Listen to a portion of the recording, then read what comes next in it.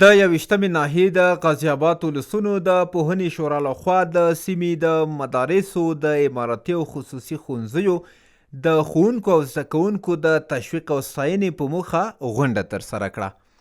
د 21مې ناحیې د پوهنې د شورا رئیس د میلمنو راتګ د خپلې شورا لپاره ویاړ وبله او د غونډې د اهدافو په تړاو یې رڼا واچوله.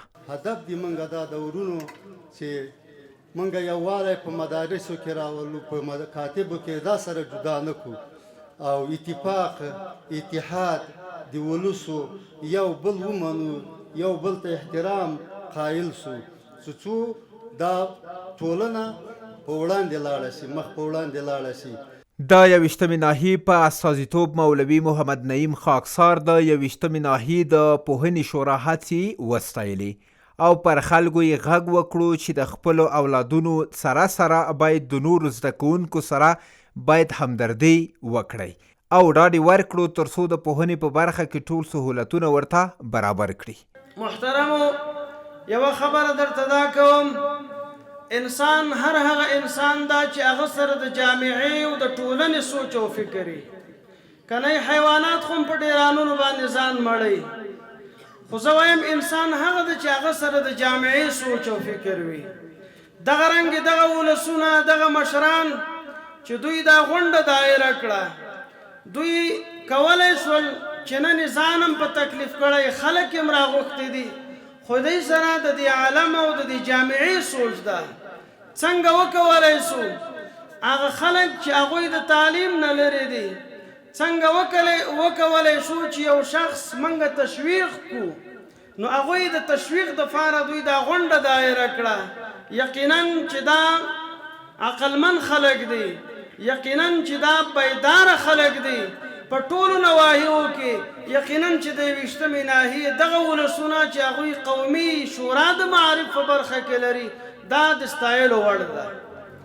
زه درته وایم چې د تعلیم په برخه کې د 21مې ناحیې مربوطه چې څومره تعلیمي ادارې دي، که هغه مدارس دي او که هغه مکاتب دي، انشاءالله چې د ناحیې څومره همکاري در سره وي، حتی الوسه زه پوه شو، د ناحیې رئیس پوه شو، ستاسې همکاري پوه شه. د ګډونوالو په استازیتوب قاضي امیر حمزه د غونډې خوښي څرګنده کړه او زیاته یې کړه د مکاتبو او مدارسو زده کوونکي د معرف د بڼ ګلونه دي او رڼا یې پرې واچوله. دوستانو، یو دلیل دا دی چې که مدارس دي او که مکاتب دي، دا دواړه د معرف لخوا اداره کیږي او دوی دواړو دپاره نصاب د معرف لخوا ورکول کیږي. تاسو باور وکئ، ما په خپله زده کړې په مکتب کې کړي دي. الحمدلله هغه معلومات چې زه د مکاتبو څخه دینی معلومات لرم، عقیده دا یو مهم علم دی، موږ په مکاتبو کې زده کړي دي. فقه الحمدلله موږ په مکاتبو کې زده کړي، همداسې په مدارسو کې دغه لوستل کیږي.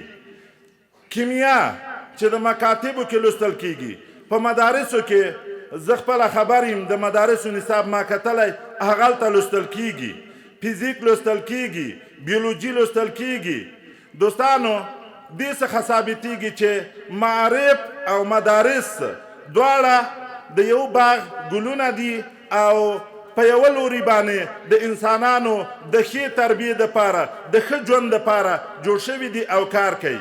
تشویق شوو زده کوونکو د شورا څخه خوښي څرګنده کړه او زیاته یې کړه چې په داسې برنامو سره موږ تشویقیږو او په آینده کې به ښه راتلونکی ولرو. د نن ورځې په دې غونډه کې مې اشتراک کړی دی او زه خصوصا ډېر خوشحاله یم داسې غونډو لپاره چې زموږ مشران زموږ لپاره دایرې کوي او له دې سره زموږ جرأتونه، زموږ استعدادونه نور لوړېږي او له خپلو مشرانو څخه لا غوښتنې کوو چې زموږ لپاره داسې غونډې برابرې کړي او زموږ د تشویق لپاره نور هم داسې غونډې دایرې کړي.